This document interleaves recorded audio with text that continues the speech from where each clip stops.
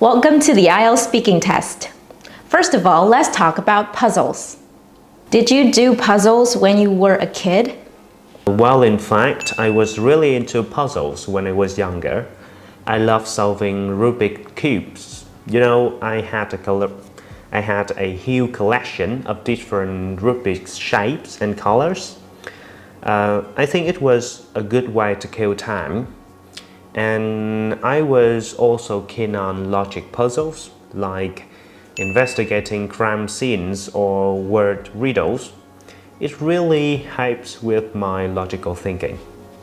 Okay, when do you do puzzles? During a trip or when you feel bored? Well, to be honest, it really depends. If I'm on a car trip, then I tend to carry a Rubik's Cube to pass the time because, you know, looking at phones while in the car really hurts my eyes. And playing puzzle games at home when I'm bored would be a more appropriate choice. What do you like doing? Word puzzles or number puzzles? Which one is more difficult for you? I think number puzzles are fairly intriguing and challenging. I'm pretty fond of finding missing numbers based on the clues. And these brain teasers encourage problem solving and logical thinking. And in addition to that, word puzzles are also an excellent way to learn language. You know, these are good sources for learning new vocabulary. Do you think it's good for old people to do puzzles?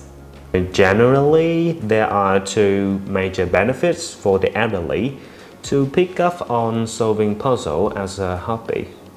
Firstly, solving puzzle really helps with memory recollection or absent minds, which are fairly common among the aged.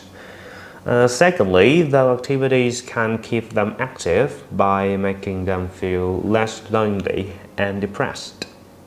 Okay, in part 2 of the speaking test, I'd like you to talk about a topic for 1 to 2 minutes.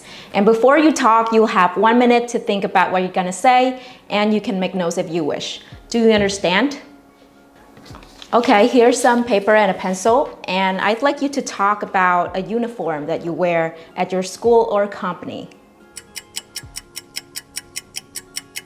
You know, as you gave me this topic, the first thing that comes to my mind would be my high school sportwear. If I remember correctly, it was during the orientation week when freshmen enter grade 10. It was handed out to the whole class by our form teacher, and each student had to pay for it, and it was at a price to suit everyone's pocket. It came with a t-shirt and a pair of trousers, and the students can purchase a few more if they want. About its appearance and material, it was made of synthetic fiber and dyed in dark blue. It was an excellent choice because of the strength, the flexibility, and the resilience. The color, you know, might fade away after a year, yet it can handle wear and tear pretty well. Each school year will have a different color band on the shoulder, and the prints and the size of the trousers. Mine was baby blue, which was rather cute. Additionally, only in PE classes, community work, and sport activities could we put it on. And most of the students loved it because the uniform was comfortable and form-fitting. Our high school launched multiple vigorous extracurricular activities throughout the year, so it has become essential to us. To cut the long story short, that uniform is definitely a piece of clothing that brings back a lot of memories in high school. Okay, so we've been talking about uniform. Now I'd like to ask you some more questions about this. Why do some companies have uniforms or dress codes?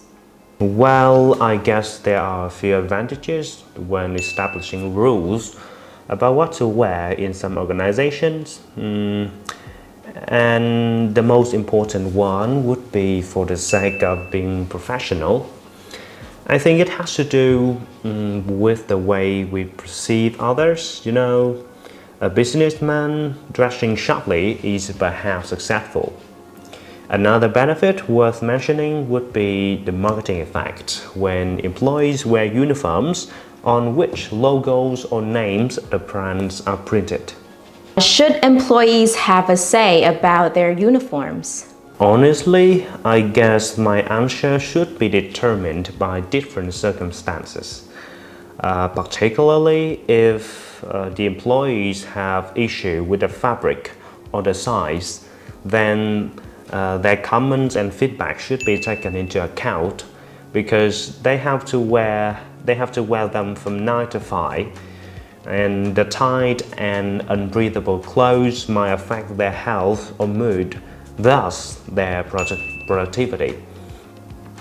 However, things with the design like the collars should not be raised among staff because it must be in accordance with the company's branding. Do you think students should wear uniforms when they go to school?